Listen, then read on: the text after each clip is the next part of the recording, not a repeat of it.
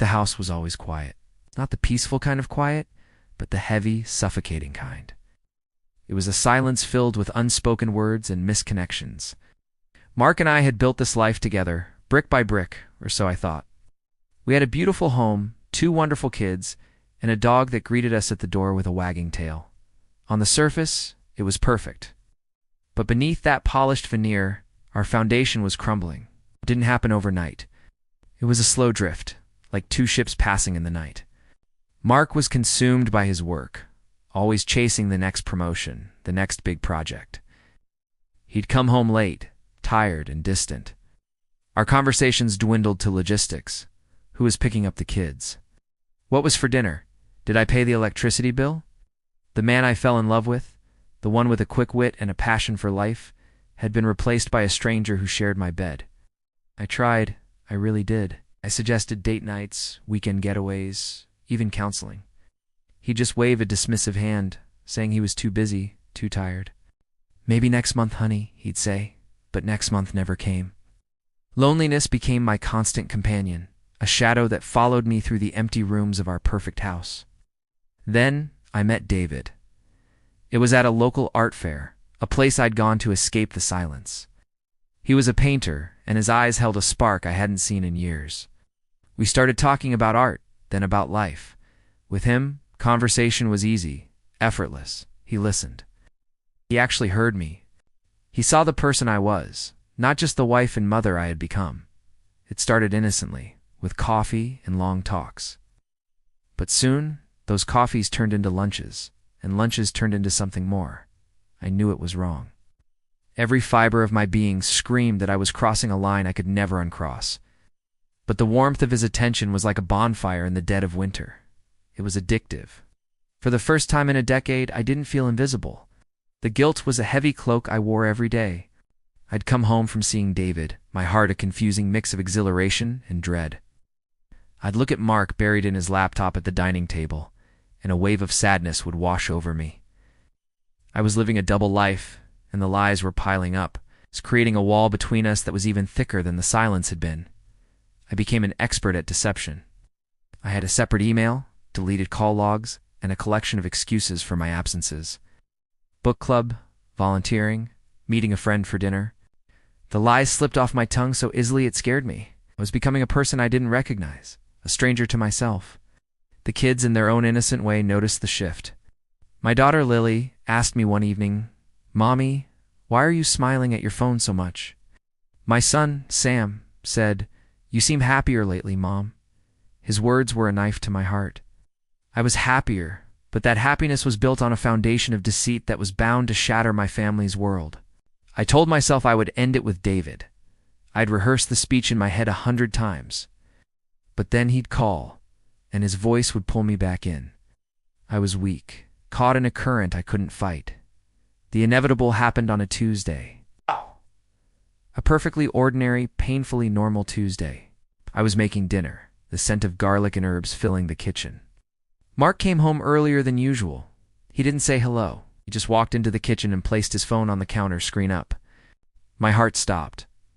On the screen was a photo of David and me, sitting at a cafe, holding hands across the table.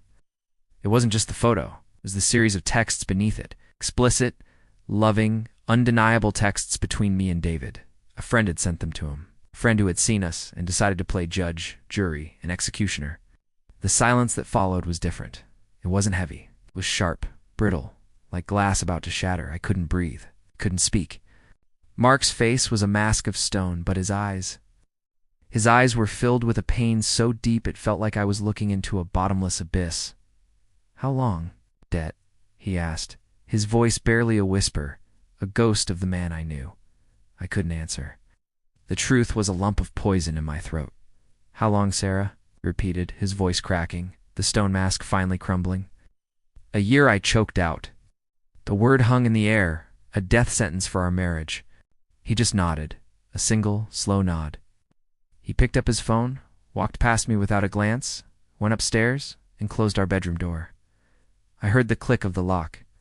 I was left alone in the kitchen with the scent of a dinner no one would eat, the weight of my betrayal crushing me.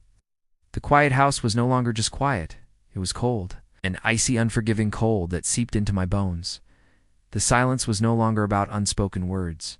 It was the deafening sound of a family breaking apart. That night, I slept on the sofa. Every creak of the house, every passing car, sounded like an accusation. The next morning, Mark came downstairs dressed for work. He didn't look at me. He just made coffee, his movements stiff and robotic. He spoke to the kids in a low, gentle voice, a stark contrast to the storm raging between us. He was protecting them, building a wall around them to shield them from the shrapnel of our explosion. When they left for school, he finally turned to me. "I want you to leave," he said, his voice flat, devoid of all emotion. "Get your things. Be gone by the time I get home." There was no yelling, no screaming, no throwing things, just that cold, dead finality. It was more painful than any fight we could have had. I packed a bag in a daze, my hands shaking. I looked around the home we had built. The photos on the wall were a cruel mockery of a life that no longer existed. The children's drawings on the fridge, the dog's leash by the door, every object was a memory, a reminder of what I had destroyed. I called David. I needed to hear his voice to find some anchor in this shipwreck. He answered, but when I told him what happened, his tone shifted. There was a pause. "I'm so sorry, Sarah," he said. "But I have a family too. I can tote." He didn't need to finish. I understood. The fantasy I had escaped into was just that, a fantasy. When reality came crashing down, I was left to face the consequences alone. I left the house that day and never spent another night there. The divorce was brutal, not because of legal battles over assets, but because of the emotional toll. Seeing the hurt and confusion in my children's eyes was a punishment far worse than anything a court could impose. I had to explain to them that Mommy and Daddy weren't going to live together anymore.